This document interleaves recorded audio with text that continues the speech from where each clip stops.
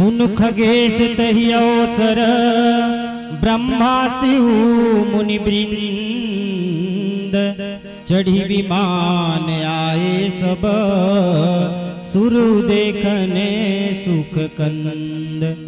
मानस के प्रिय श्रोता समाज सज्जन वृंद, कागभूषुंड जी महाराज किथे के हे पक्षीराज गरुड़ जी, सुन खगेश तहि अवसर ब्रह्मा शिव मुनि वृंद किथे कि सुनो वो समय में भगवान ब्रह्मा जो है और भगवान भोलेनाथ शिव शंकर जो है वहां आथे की थे अवधपुर धाम में। चढ़ी विमान आए सब सुर देखने सुख कंद।